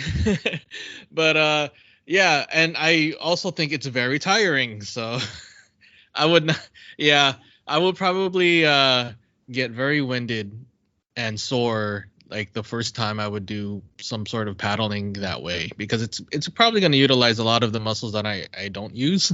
So yeah, it's fascinating though. I mean, they make it look easy on TV, but there's like so much more to it than just paddling on in the water, Yeah, so the rivers I just looked it up. Ocoee is one, the Nolichucky is another, and the Nantahala is that's in North Carolina is another one that I've done. I think those might be the only three that I've ever done. Are they all the same class? No. I think they're different classes. Let's see. Which one was the most difficult one for you out of those three? So the Ocoee, all those other ones we had guides on, except for the Nantahala. So the Nantahala we did not have a guide because it was only like 1s and 2s with 1-3 at the end. Mm-hmm. We may have had a guide on one of the Nantahalas, but I did that one a bunch because it's the closest one. Okay. Yeah. That's cool. So yeah. So the Ocoee looks like. Oh no, that's just in general. So it goes 1 to 5, 1 to 6. There's a 6. Okay. Yeah. And that's just different parts of the river, right? Well, yeah. So it's how fast that you're going. Oh, okay. Next week, well, not how fast, but it's because basically what's happened when there's rapids is it's a drop in elevation of the riverbed. So the water actually is moving faster because the water, it's running faster downhill. Yeah. Okay. Wow. Yep. So one is like scenic. This website says, you can stop and swim and whatever. And 2 is, it says that wide channels that are clearly seen, that you can miss the obstacles easily, like rocks or trees. Class 3, they have waves that are more moderate in size and irregular, and that you have to be able to navigate in the boat, and there may be complex maneuvers. There'll be waves that are unavoidable. And then 4, rapids are more difficult to navigate. They have powerful turbulent water. These rapids can have waves and holes that are hard to avoid, requiring a skilled guide to navigate. And then 5 Class 6 are often exploratory and require teams of experts and highly trained professionals. 5 is require guides and experience. They post additional round view outside. Eddies and pools are few and far between. So that means that you won't have like any of the slow areas to sort of relax. I remember on the Ocoee there was a spot where we jumped and were able to jump in the water and swim. And it was, if you dove down, you could see a train that had fallen off of the trestle that was there. Oh my God! Really? Wow. Yeah. Wow. Like just a train car or? Yes. Mm-hmm. Wow, that's crazy. Cool. That's actually pretty cool, but yeah, yep. Scary. Yep. So another thing they talked about was on Breaking Kayfabe this past week was shitting your pants. Yes. Ariel? Yes. You know what's coming. Yeah. You ever shit your pants? Yeah, as a kid, I did. Okay. Nothing recent or anything like that. No. All right. Just check it. I mean, I mean, I enjoy Ethiopian food, but my stomach is pretty strong, so it's okay. It's okay. Yeah. Well, twice the other day, I almost shit my pants. I sneezed and almost shit my pants. I'm dieting, and I've cut a lot of meat and out of my diet. It's a plant-based diet, and I'm doing okay. I did lose 13 pounds with the COVID. Oh, wow. Yeah. Okay. And so anyway, I am dieting and eating a lot more fruits and vegetables. And twice in the same day, I sneezed and almost shit my pants. Oh, that either must be a powerful sneeze or your bowels are very loose or something. I don't know. I'm not a doctor. Maybe you could ask the doctors in the brothership, but wow, that's kind of incredible. Sorry. Yeah. Well, but yeah, that's crazy. Too much information? No, it's funny. It's great. Yeah, not enough information because I kind of want to know what the heck happens, like why it happens that way. I don't know if it's your diet or I think I may have had a turtle head poking out. Oh, okay, that's cool. That's enough information. All right. Here we go. Let's talk about Dragon Ball Z. You talked about the anime. I'm going to give you a quiz. Okay. Okay. Now, this is a very informal quiz. Right. Ariel, I've been talking a lot, so why don't you tell the people what I messaged you about earlier this week? I don't remember. What did you? I said Dragon Ball Z has come to Fortnite. Oh, yes. Dragon Ball Z has come to Fortnite. That was about it, right? That was it, yeah. I don't play Fortnite. Do you play Fortnite? Yeah, I do. And someone in the group, I think it was Rick Nathan, says, why? And the reason is... Yeah, why? Because my kids... Oh, yeah, that's right. They play, and they would say, hey, can you please play with me when their friends wouldn't play? My son doesn't play it much anymore. He's 16.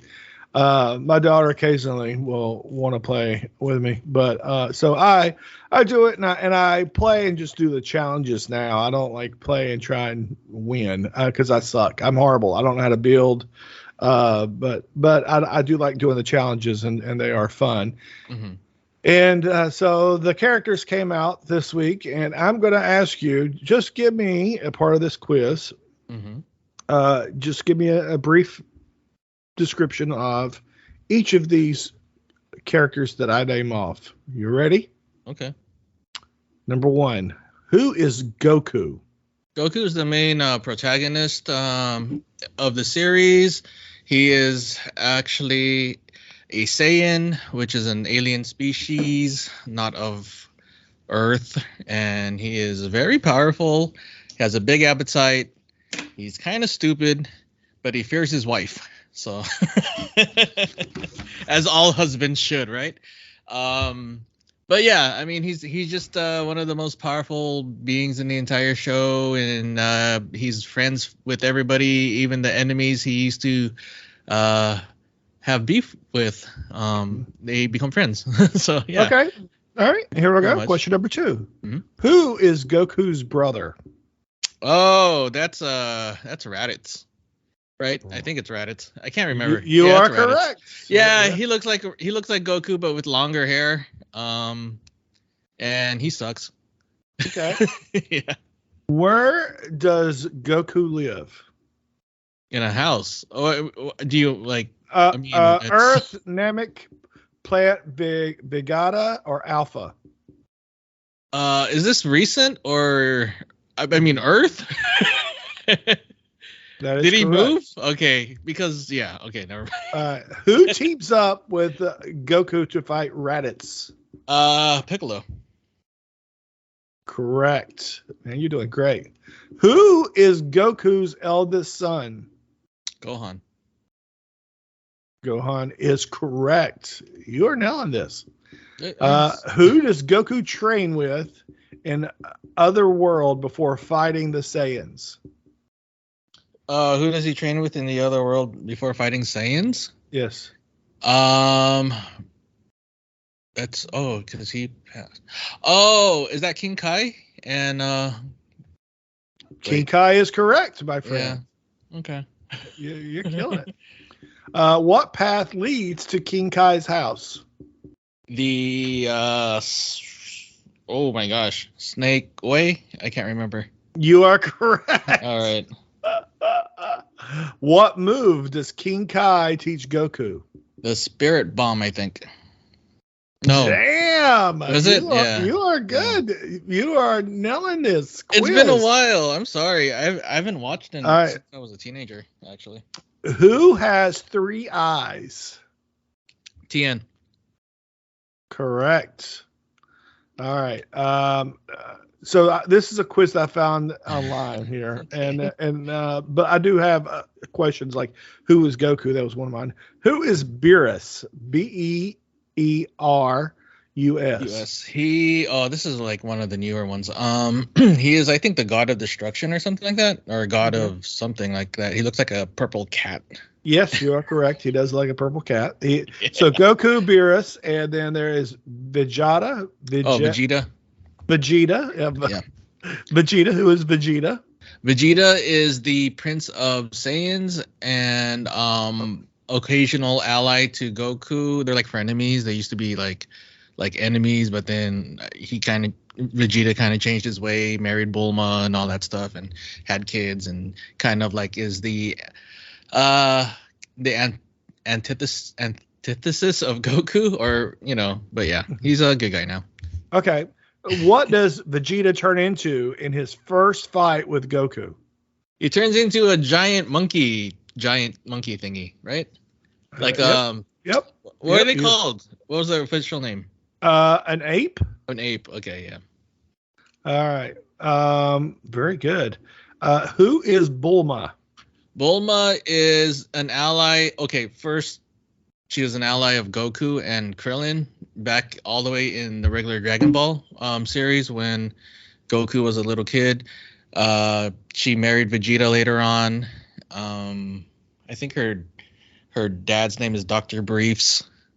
I can't remember, but yeah, she's a friend of Goku for a long time, and she's a brilliant inventor and all that stuff. So okay, so tell me, what is a Nimbus cloud?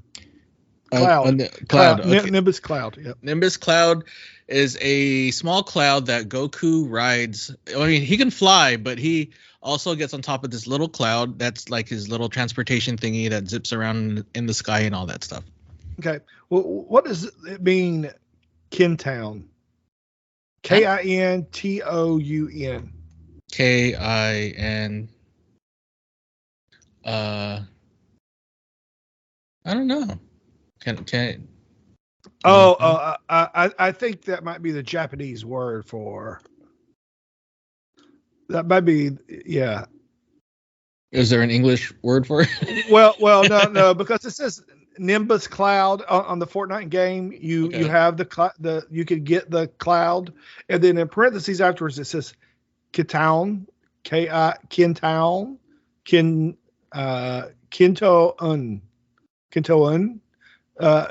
So that might be the Japanese word for it. Oh, it could be, yeah. What is the Kamehameha? It is Am I saying that correctly? Please correct me if I'm. Kamehameha. There Or then I've heard it in like also pronounced as Kamehameha. Or Okay. Yeah, there's other ways to say it. It's a special move that Goku and Gohan and them do. It's like a remember the Hadouken from Street Fighter? Yeah. That Ken and Ryu do. So it's the same motion, but a beam instead of a fireball, a beam of energy shoots out of their hands, and it's one of their special moves that they do when they're fighting. So the cloud and the Kamehameha is in Fortnite. Oh, okay. So which move damages Goku's body? Kaioken. No. Yes, you are correct. Okay. I love that after every one, you second guess yourself. I have to because you get it right every single time. And then you're like, no. Who is Goku's wife? Chi-Chi. Who is Bulma? Didn't we go through this one? We did? We did that? Yeah, we did. Okay, sorry. Yeah. All right. What is used to wish Goku back to life? The Dragon Balls. 7 of them. Right? You know what? I'm sorry. Who did you say was Goku's wife? I didn't pick it. Chi-Chi. Chi-Chi. Okay. Mm-hmm. There we go. Dragon Balls. You are correct. Where do the Namekians live? The planet Namek. Now or back then? You are correct. Okay. How would you say that name, Namekians? Namekians. Okay, Namekians. Okay. Yeah, I'm just going with what I remember. Who destroyed planet Vegeta? Vegeta. I think it was it Frieza? Okay, let's try it. Yes, you are correct. All right. Who created the Dragon Balls on Namek? Okay. Oh my god, I should know this one. Who created the Dragon Balls on Namek? Oh my gosh, Matt Crowder is gonna get mad at me. Matt's gonna get mad at me for not knowing this or not answering quick enough. Who created the Dragon Balls on Namek? I'll give you choices. Shoot. Okay. Grand Elder Guru. Okay. Piccolo. Mm-hmm. Nail, Nail, Mm-hmm. or Kame, Kami.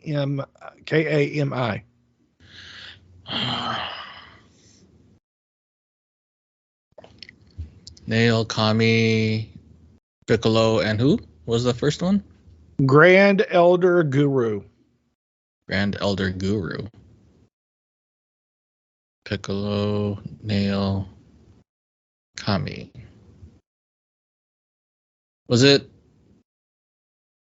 Kami? No. Grand Elder Guru. It was Grand Elder. Who's Grand? I can't remember who that is. Oh, wait, no, I don't remember. All right. So that's the first one. First one that you missed. Mm-hmm. Let's see how many we got here. I think we'll stop right there. Sure. So you did great. You got a whole bunch, and you only missed one.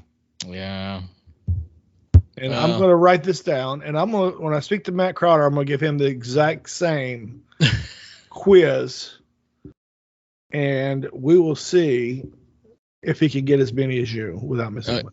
Okay, are you gonna contact him before this episode airs? Yes. Okay, cool.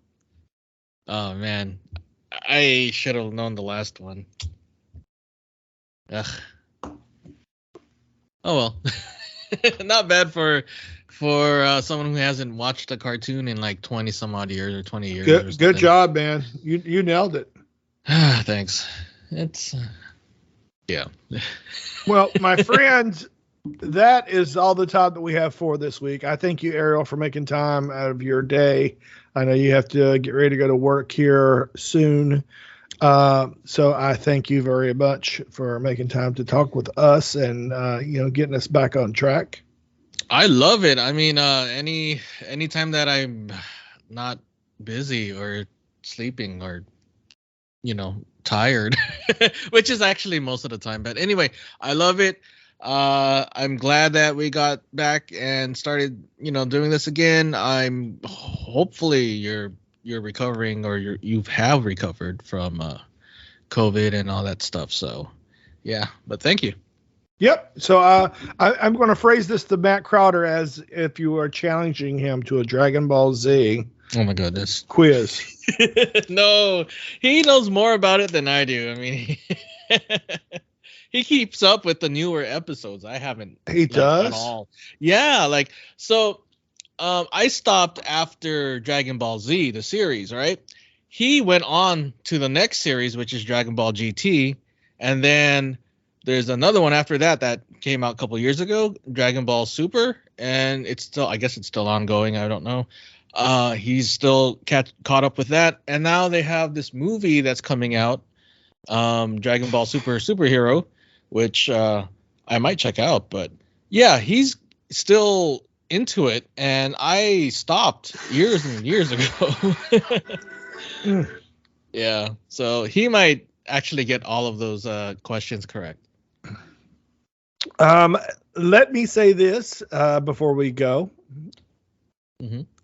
If anyone would like to donate to help get a second brother shipper to the CWF Legends Fanfest, November the 5th of 2022, which will be headlined by the boss Magnum TA, then you can do so by sending me some money, and I'll tell you how you can do that. You can send it to me on the Cash App, which would be, I think you do the $, and my name, Frankie Sechrist, or Frankie, Sechrist,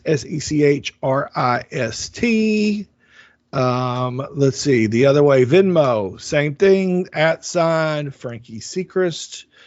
PayPal, it's F Gives Back, which is so you can look me up there.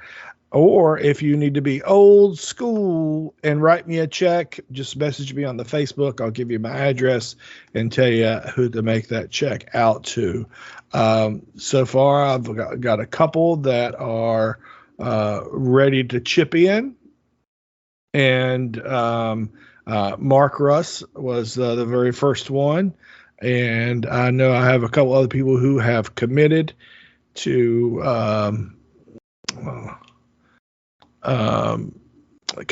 giving me the money, and a couple people I've actually already sent them a gift. And if those folks would like to share what their gift was, that would be A-OK and fine with me. I think that's about it. Yeah. I'm not going to give my Cash App thing because I might just take the money and run, No, I'm just kidding. So don't send me any money. I'm just kidding. I won't do that. Oh, you are too nice of a guy. You would not do anything like that. I'll probably give it back or something. Maybe. I don't know. I mean, it costs too much to live here. No, I'm kidding. I'm not going to take people's money. But yeah, donate if you can. We would love to get a second brother shipper or sister shipper out to the CWF Legends Fanfest. And I hope I can make it this year. It's right now it's starting to look like it's not for me because we're just getting more and more product coming in. And yeah, we'll see what happens in the next couple of months if I am able to go or not. But having another recipient of the Joe Christie Memorial, Brother Shipper Fanfest giveaway thing. That would be great. But yeah, please donate if you can. I'm not really good at, marketing things. So I sound awkward. Okay, we can end this podcast. All right. Well, I want to thank everyone for listening. Thank you, Barry and Jeff, for letting us do this thing here and letting us help people out and bring people to the Fanfest and letting us piggyback off their successful podcast. So anybody that wants to help out, you've got the ways to do that. Thank you, Ariel, for your time, and thank you for being a part of this craziness that we call Breaking Kayfabe. Anytime. Thank you, Frankie. All right, everybody, take care of yourselves and each other. And we will see you next week with another fun episode. All right. Bye, guys. Bye.